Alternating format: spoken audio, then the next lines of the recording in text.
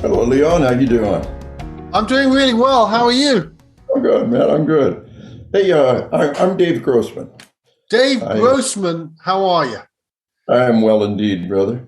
So, Dave Grossman, what do you do in this world, Mr. Grossman? Well, I'm a retired Army lieutenant colonel. Came up through the ranks, was a West Point psychology professor, an Army Ranger. I'm the author of the book on killing. 500,000 copies sold worldwide, translated into 7 languages. Marine Corps Commandant's required reading. And last I heard, required reading in peace studies programs in Berkeley. How do you make Berkeley, the Marine Corps, happy with the same book, Wow. And other books on combat, also Marine Corps Commandant's required reading. Is throughout the pandemic. This book came out in '08. And it's Amazon's #1 bestseller in a bunch of medical categories this year because the medical community has embraced it. The stress of combat, the stress of the doc in an ER or a pandemic is similar. And then my book, Assassination Generation, about how the military trains people to kill and how video games are doing the same thing to our kids. So that's kind of then, but I want to tell you, I'm a fan of what you do, the idea of kindness. Of course, the opposite of kindness is cruelty. And my life study has been violence and cruelty, but the goal is the same. When I signed a copy of On Killing, I put in Ecclesiastes 3:3, a time to kill and a time to heal. Book's about killing, but at the end it's about healing. Healing our nation and healing our way of life and healing our children. Understanding what we're doing. Well, look, Dave, first of all, it's an honor to be chatting with you. I know why the producers asked you to come on today, because I've always had a fascination with the military. My grandfather fought in the Second World War. He fought in El Alamein, and he was in the British Army. However, he was Greek, and his claim to fame was that he liberated the island of Chios from the Nazis. Right?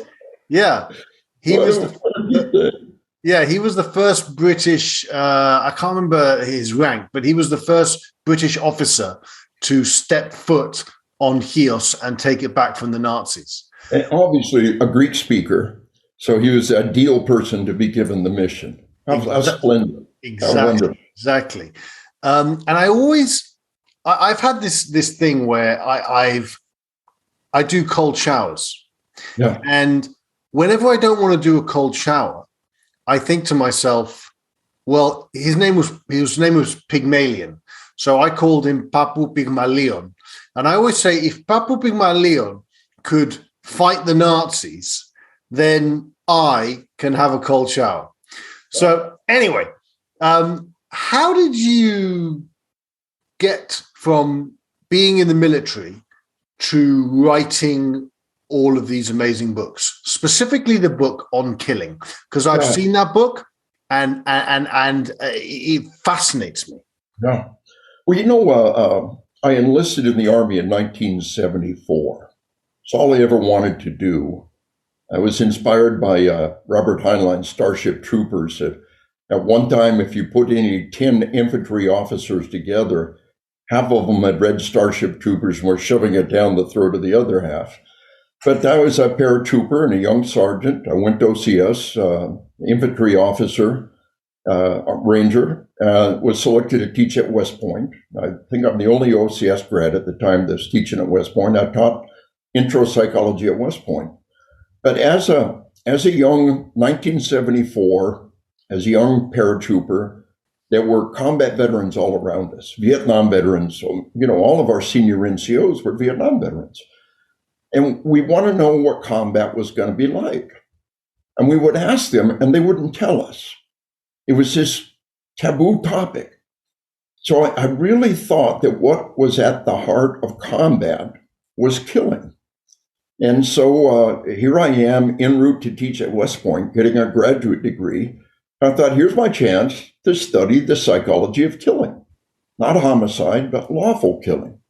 And really the thing to think about is not that 1 in a million terrible murder. The thing to think about is the 99.9% of our citizens who go a lifetime never kill anybody or even try to. I mean, explain that. Divorce, infidelity, layoff, traffic accidents. In a lifetime of provocation, less than 1 in 1,000 citizens will even seriously attempt to take a human life. Explain that. So inside most healthy members of our species is a pretty hardwired resistance to killing your own kind. It's learned and it's innate. But we learned how to turn it off. We learned in Vietnam to turn killing into a conditioned response. So in World War II, about 15% of the individual soldiers would actually fire, 15 to 20%. Crew-served weapons was a different deal, but individual riflemen left their own devices without a leader standing over them and demanding that they shoot. The vast majority just wouldn't pull the trigger. They'd be brave, they'd run ammo, they'd do whatever you want to, but at the moment of truth, they can't pull that trigger. Well, by Vietnam, we got that firing rate up to about 95%, and we made killing a conditioned response. In World War II, they shot bullseye targets, and we have no known cases of any bullseyes ever attacking our troops. If you've been in the armed forces of any first world nations in the last 50 years, you never once shot a bullseye. A man-shaped silhouette pops in a field of view, you hit the target, target drops. Stimulus response, stimulus response. It was an intentional, systematic application of B.F. Skinner operant conditioning to make killing a conditioned response, like a pilot in a flight simulator, like a kid in a fire drill. Modern training makes killing a conditioned response. And oh, by the way, it's doing the same thing to our kids with video games.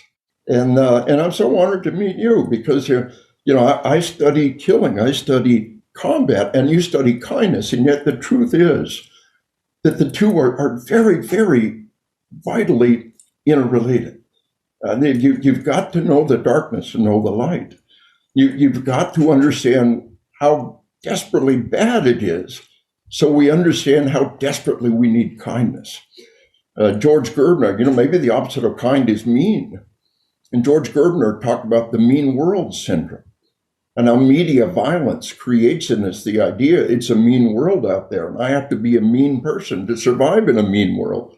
And the things, again, my book, Assassination Generation, the things that media violence is doing to our children, but then add that to the sleep deprivation and the addictive, toxic video games, binge watching addictive TV shows. The head of Netflix has said their number one competitor is sleep. They don't care that they're stealing your life away. They don't care that they're killing you. They just want to sell their product. The social media, the internet never sleeps. People are up all night long playing video games on social media, text messaging. So it's a key factor in suicides, and kind of a classic example that I like to tell. So a cop came up to me during the break. He said, I had a good girl. He said she was an A student. She said, Dad, it's embarrassing. You don't have to take my cell phone every night. You can trust me. He said, so I trust her. I let her keep her cell phone. He said, a little while later, she took her life. He said, my little girl took her life. And we never knew the hell she was living in until we looked at the text messages on her cell phone. Night after night of ceaseless, relentless, vicious bullying. And you can't just ignore that stuff. We're not wired that way. He said it was heartrending to see her up all night long, night after night, trying to defend herself. He said, I understood my little girl was bullied to death. What I didn't understand until now, she was sleep deprived, tormented and tortured to death in front of my eyes, and I let it happen. He said, I can't ignore that text message in the middle of the night. How can we expect our kids to? He said, the one thing on earth I could have done for my little girl was take her cell phone every night, let her turn off all the bad stuff in this world. So who's going to be your mommy? Who's going to make you turn that stuff off? Who's going to make you give kindness first to yourself? And that starts with a good night's sleep. then kindness to your family, and of course, quality of sleep. Sleeping in a truly dark room is so important. The dynamics, and I teach sleep wellness in a big variety of different environments, and the dynamics of the melatonin is the neurotransmitter that the body creates to help us sleep, and it is created in the dark. If you're not in the dark, the body can't produce the melatonin. So I'm a huge science geek. My favorite website, sciencedaily.com. Check it every day, every category. A major study in this sleep lab, totally dark room, bathroom light is on, the door shut. The light coming under the crack of the bathroom door is enough light to stop your body from producing the melatonin that you need. So my little grandson just went off to college, and my gift to him were a sleep mask. He's heard my class. He knows about, are you wearing your mask when you sleep? Are you getting enough sleep? Yes, sir. The three major killers of my grandson, statistically speaking, are suicide, traffic deaths, and opiate overdoses. And sleep deprivation is the critical remediable factor in all three. And we gave a darn about his wellness. The number one killer of our cops is suicide and traffic deaths. The number one killer of all of first responders is suicide and traffic deaths. If we really gave a damn, the first thing we would do is address sleep deprivation. And the primary thing sleep deprivation does is it makes you stupid. It impairs your judgment. So we got cops out there who are sleep deprived, and that should enrage us. And yet nobody even wants to talk about it. So that's kind of my little nuts and bolts part of the equation. How's that tie in with what you're seeing in the world?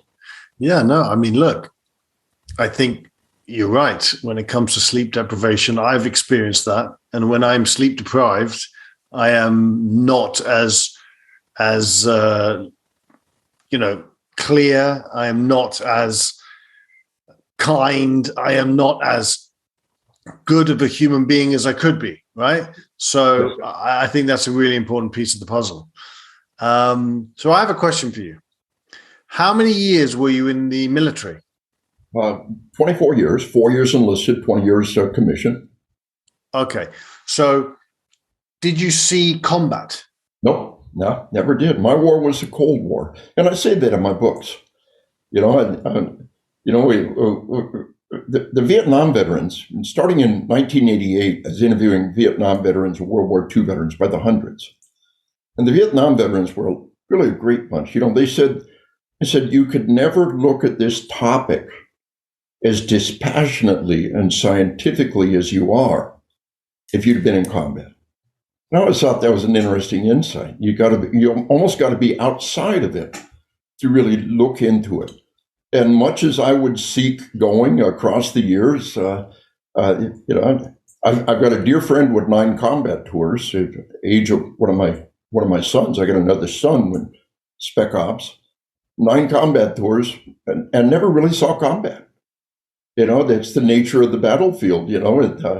He's had 9 combat tours. I'm freaking Mother Teresa. He said, anywhere in the world I show up, peace breaks out. So that's kind of the roll of the dice for a lot of people out there. And it's an interesting dynamic, yeah. So what's fascinating is that, and I didn't know this. Like I said, I've seen the book. I've read parts of the book. It's interesting that you wrote the book. You've written many books, but the book on killing, yet you've never been in a situation where your life has been in danger in a combat zone. Is that true? Many, many dangerous situations, but never in a combat zone. Okay. Interestingly, my book on combat, in combat, the vast majority of the troops experience auditory exclusion. The shots get muted. How could we have had 700 years of gunpowder combat and not let people know the shots get muted? Now, I'm a hunter. Hunters will tell you, you shoot your rifle at the range without hearing protection, your ears will ring the rest of the day. You go to shoot a deer, boom, people a mile away hear the shot. Hunters hear nothing, and your ears don't ring. Now, the shutout's in the nerve. The ear is still being hammered. You got to wear hearing protection. Hunters, a classroom of hunters, didn't hear the shot. But here we are with 500 years of gunpowder combat, not letting people know the shots will get muted. Tunnel vision. auditory exclusion, slow motion time. I have had hundreds of people tell me they can see the bullet in combat. And I believe I've interviewed more human beings who've been in combat than anybody in history. But the ones I surveyed for my books, and then out on the road for 24 years, 200 days a year, training military and law enforcement. Every break, they come up and give me their case study, their examples. They email it. So I've got all of these experiences, but memory distortions. I had a young officer come up to me in Indiana just a month ago, and I talk about 1 out of 5 cops have memory distortions. They just flat remember something that did not happen.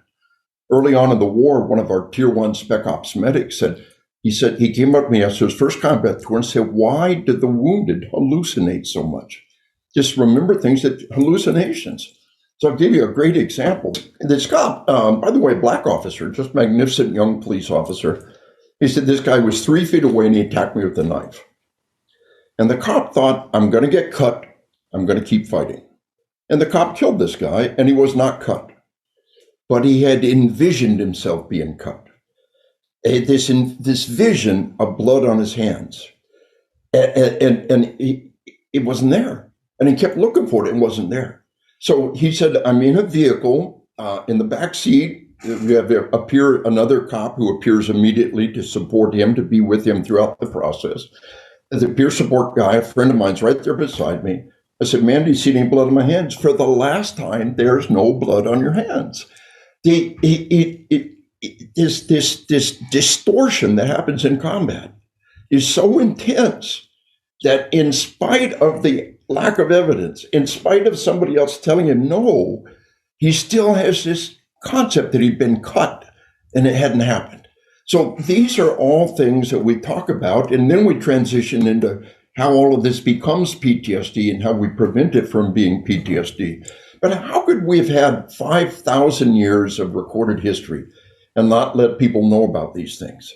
Like I said, I've had hundreds of people tell me they can see the bullet in combat. And I believe them. It's like airsoft or paintball, where it's slow enough you can track it with your eyes. And on several occasions, they walked up and pointed to where it hit.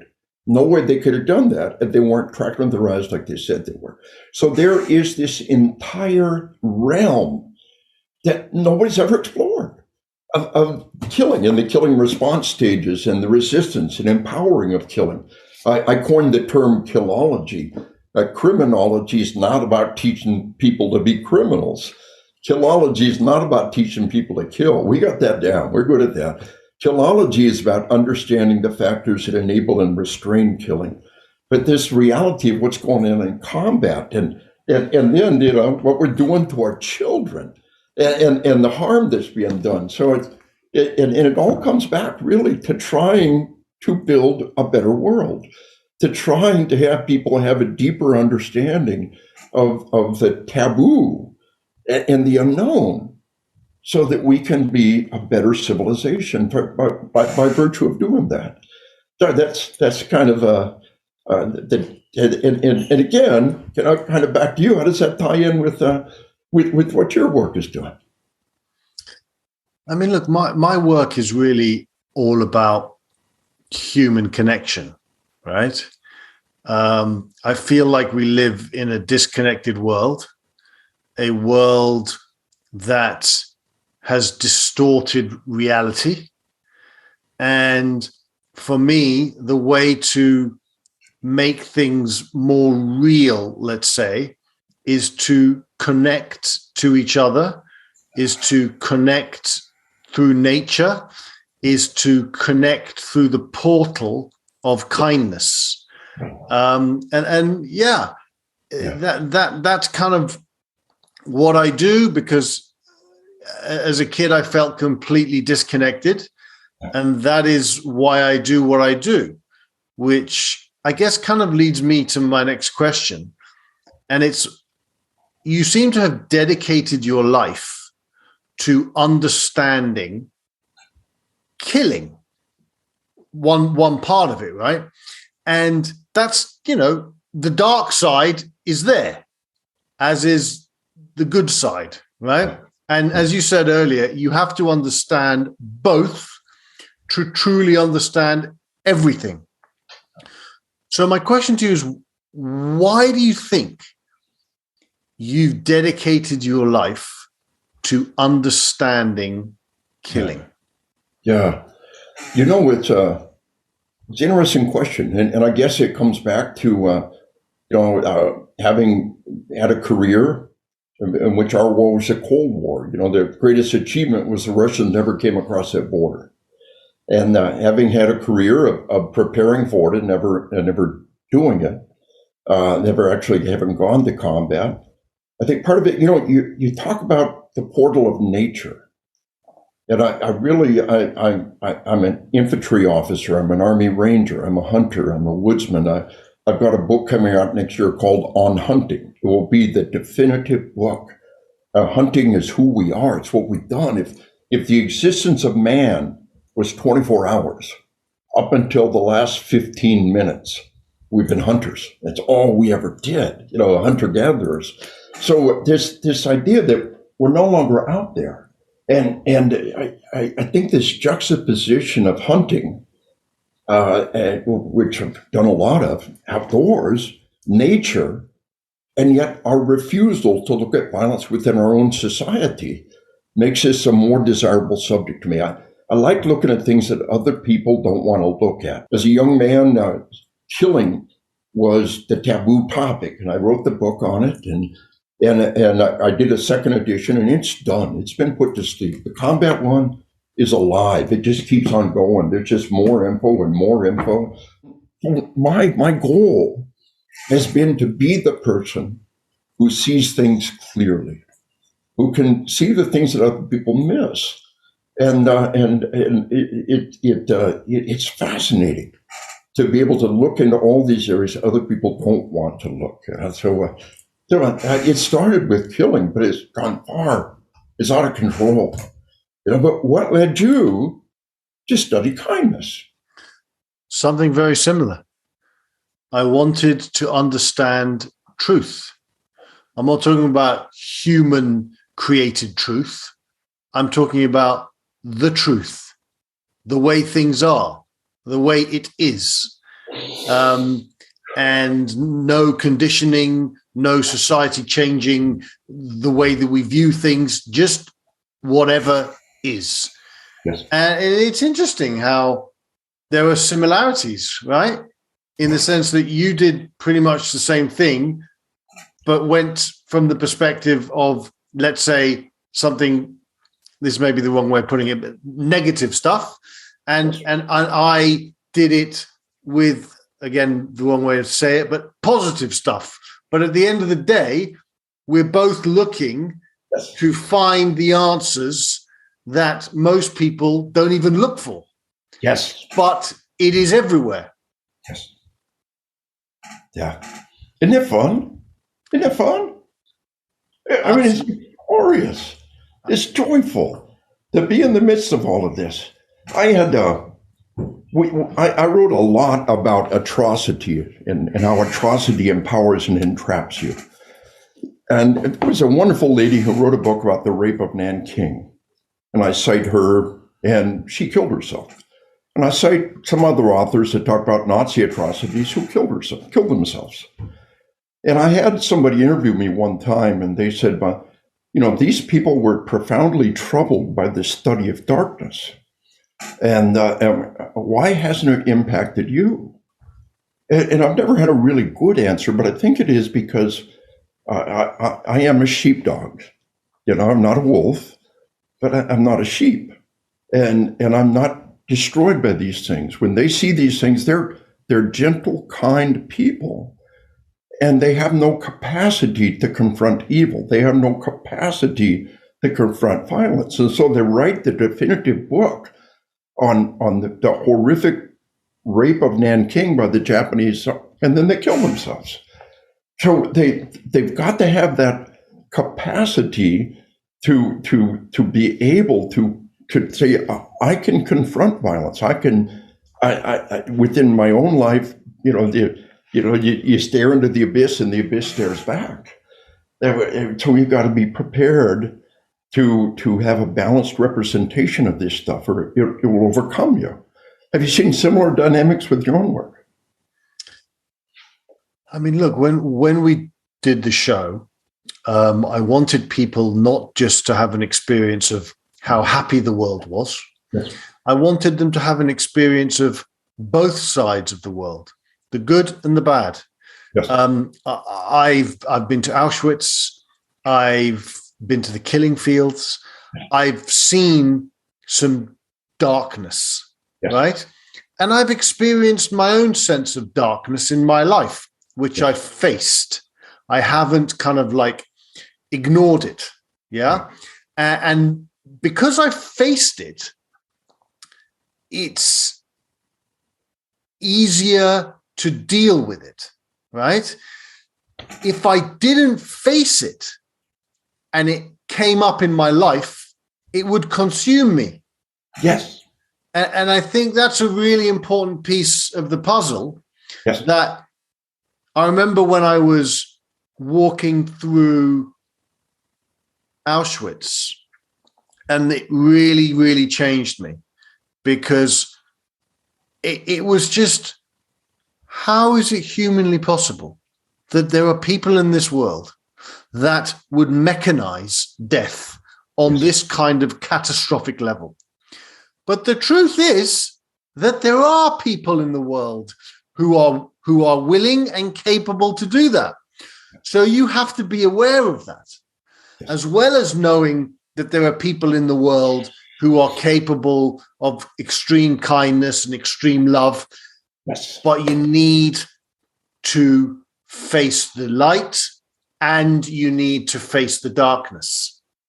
Yes. Ecclesiastes 3:3, a time to kill, a time to heal. And it really is this balanced dynamic. I at the time writing on killing, it was my master's thesis, and then I ended up turning in just one chapter. But I take kind of a Freudian approach as well, of the thanatos and the eros, the destructive urge and the reproductive urge. And a lot of people are immediately offended by any Freudian aspects, but there's value in that. And this concept of this destructive force within us and this reproductive force within us.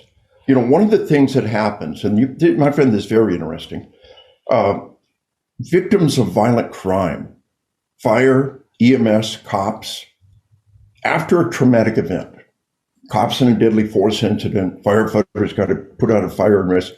But after a traumatic event, when the traumatic event, I spent a lot of time on the physiology, and you're in the sympathetic nervous system arousal, fight or flight. And there's a backlash to parasympathetic called feed and breed. So we call it the 4 Fs: fight or flight, feed and breed, the 4 Fs, right? And this dynamic that when that parasympathetic backlash, reproductive forces become very powerful. And victims of violent crime go back and have intense sex and are terrified by it, that they think there's something wrong with them. Cops have this happen. And, one police chief said his wife and he called it gunplay sex, and they'd laugh about it, but they were kind of frightened by it. And so they defund the police people have been attacking me. They took a video of my teaching about that and they cut it and clipped it.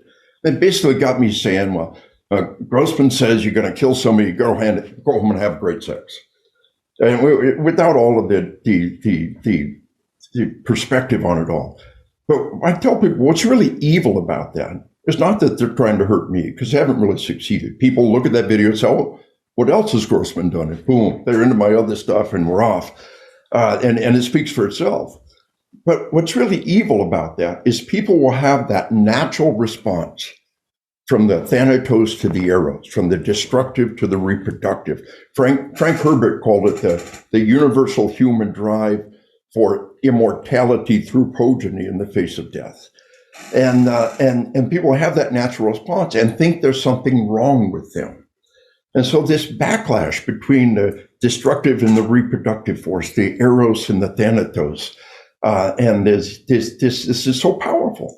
I just a couple of months ago did a class for all of the U.S. Army's sexual assault investigators and counselors.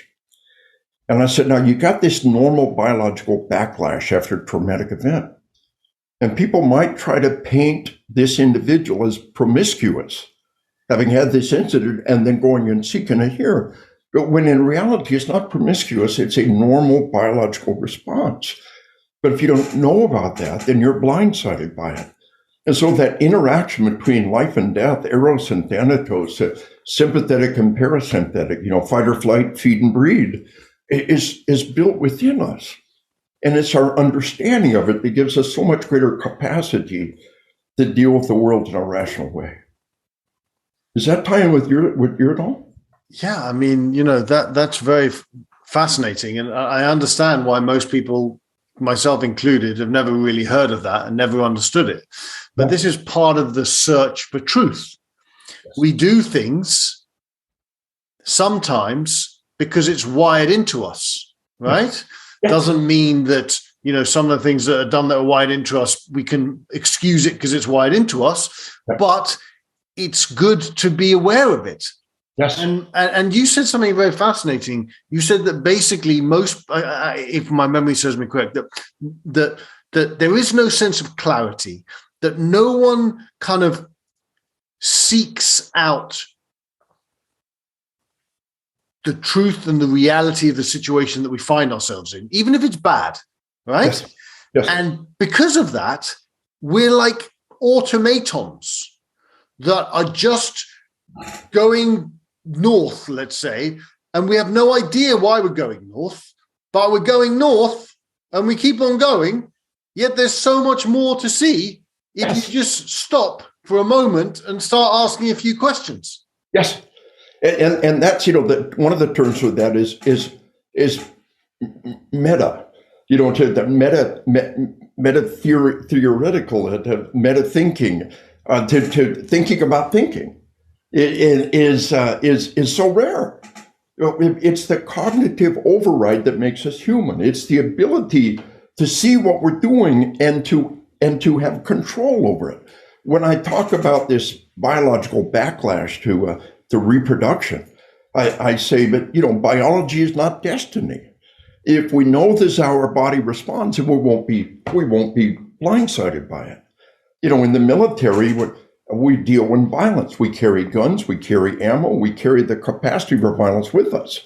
But just the very slightest misrepresentation of the capacity for violence, you're done. And we all understand that. And so these are individuals who are the very best at controlling violence. They will carry a gun for a lifetime and never, ever, ever pointed in the wrong direction, fired at the wrong time. It's part of who they are.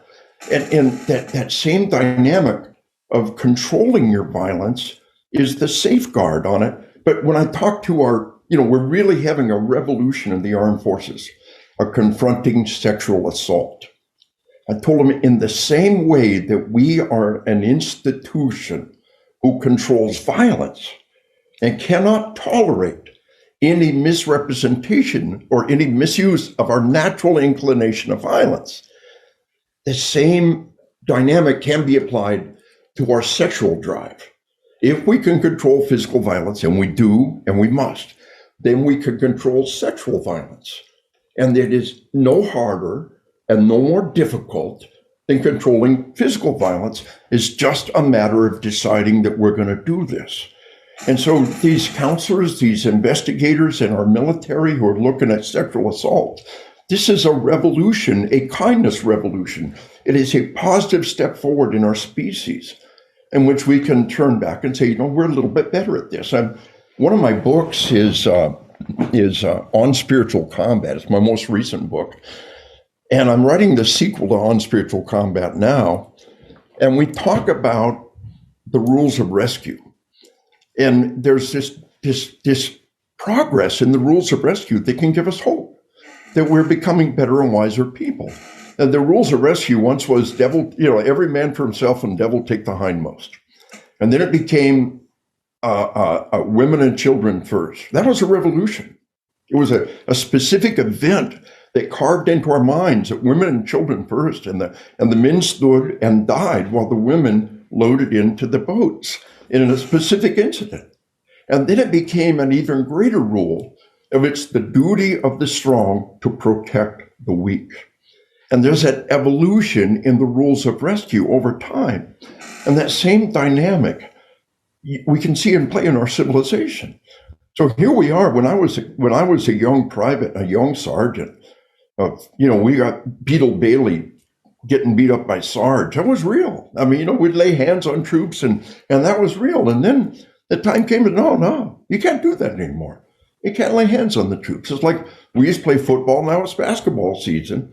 And you try to lay hands on them, you're going to foul yourself out of the game. It's a different game. You're going to lose the game. In the same way, we've now made progress about sexual dynamics. Now, all of these should give us cause for hope. All of these should make us think there really is capacity. It's this wonderful dynamic of being able to make contributions. In you and your field, my field, it's so cool to know there's an entire aspect where we can make academic contributions and thought-based contributions. Like you said, instead of going north, because we go north, we stop and say, wait a minute, why am I going north? Why am I doing this? So Dave, my final question to you is, why do you think that most people don't pursue an understanding of truth? Yeah. And why do you think that most people don't even want to know? Yeah. And want to live with clarity? Yeah. Wow. All I can look at is the exception. People like you, people like me. I think first off, we got to recognize the fact that we've been blessed to live at a time when we have the freedom to spend energy and resources on this. 100 years ago, there would have been no room in our society for us to do this. We'd have been out there trying to create a living, trying to survive, and books along these lines, works along these lines just wouldn't have gotten anywhere. I think we're at a time in our history when first there's a capacity for this. Beyond, we can look back to Marcus Aurelius. We can look at the writings of Martin Luther King. These are all post-formal thought. These are all people functioning at the next level of cognitive thought. But there's so much more of it now, and there's an environment that allows it. Marcus Aurelius was a product of the Roman Empire and classic Stoicism, and then we can turn around and look at Martin Luther King as a product of Christianity, and look at how they're at the pinnacle. But we're number one, we're blessed to have an unusual level of cognitive ability. So we both have above average level of cognitive ability. It wasn't too hard for me to get through college with a 4.0 GPA, and so we've got a gift that other people don't necessarily have. Number two, we're in a time when we can do these things, and people want to hear it. At least enough people want to hear it to make it a living. What if nobody wanted to what if you couldn't make a living doing this? Would you keep doing it? I'm on a lot of podcasts, and there's a lot of people doing these podcasts, and they're not making anything out of it. They're just doing it to make a contribution. I think the podcast revolution is one of the great revolutions of our time. I personally don't like visual media. I can read so much faster. I can process information so much faster in the written format. So I really digest very little of podcasts. When I do, I ramp the speed way up. I really, and then slow it down at certain times. I digest very little of television. I've got my laptop out. I've got a book out. I'm doing, but we're at a time when people are willing to spend the time and money for the product that we present. Without that, we couldn't do what we do. How wonderful it is to be paid to make a living and to be recognized for what we're doing. And we got to realize we couldn't do it without that body of people out there who are willing to listen, who are willing to buy the book, who are willing to listen to the documentary, who are willing to watch the TV show. We couldn't do that at a different time and age when we had 3 networks and one newspaper in every city and 4 national news magazines. And if you didn't get on them, you couldn't get your voice heard. So there's this revolution in information processing. And 100 years from now, people will listen to this.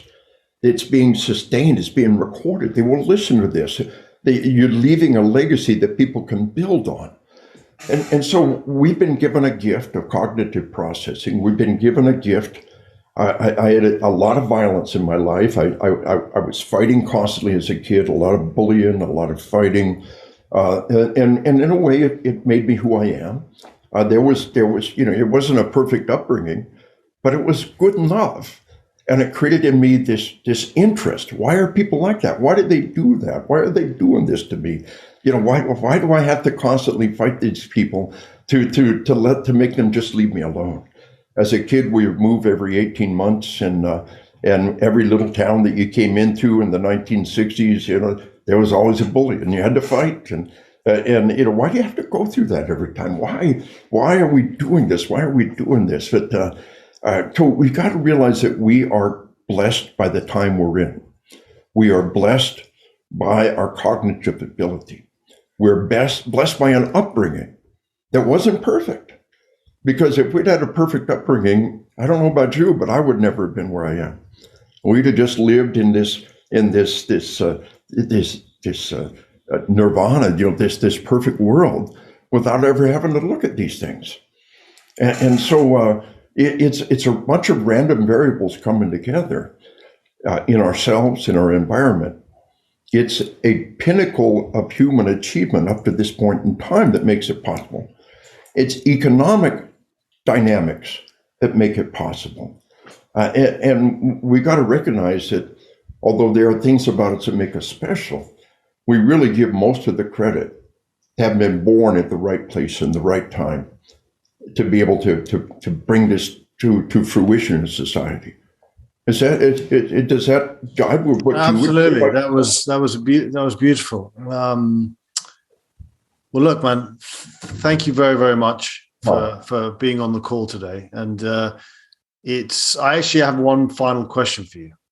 Yes. Behind you, it looks like a Roman. Explain to the viewer who's just listening, what is that? Well, among the Native American tribes, the highest honor that they can give you is called a blanket ceremony. And this one over here was presented to me in Oklahoma by the tribes there in Oklahoma. It's hung over a Roman shield there. And it's got the patches of the Native American police forces that I've trained. I was given the blanket ceremony. It's just a simple, elegant little ceremony where they lay the blanket upon you and fold it upon you. And it communicates a wish for your wellness, and it communicates our culture that they give to you. And then this one up here, my Roman armor, this is from the British Columbia Aboriginal Policing Services. And they gave me the blanket ceremony again, and they laid that blanket upon me in this representation of their desire for your wellness or your protection and embracing them. But at the same time, we have this Roman Empire, this Iron Empire. So the juxtaposition of the Roman armor with the blanket ceremony that's been laid upon me kind of symbolically represented that. And I love and I thank you for asking. Not many people even care or notice, but I love that the discordant juxtaposition, this paradox of the blanket ceremony and the Roman armor side by side. It represents who we are. It represents the kindness simultaneously with that study of the dark side and the knowledge of what it can be. Violence and kindness side by side. Violence is not necessarily bad. Kindness at one level could be a little harmful if we take it too far. I don't know. Yes. Just that the balance is represented by that. Thank you for asking. No worries. I love it. Well, look, man, thank you very, very much. And it was a real honor and a real pleasure. And I've seen your books many, many, many, many, many times in many locations. And I'm very glad that I got the opportunity to chat with you. It's a two-way street. The Bible says, as iron sharpens iron, so does a friend uplift one another. And it's truly iron sharpens iron moment, brother. God bless you, Lon. Keep up the good work. Thank you so much. Hello everyone, it's Leon here, aka the Kindness Guy. If you like my videos, which I hope you do, don't forget to press the subscribe button and also to ring the little bell so that the notifications notify you that I have a new video out in the world.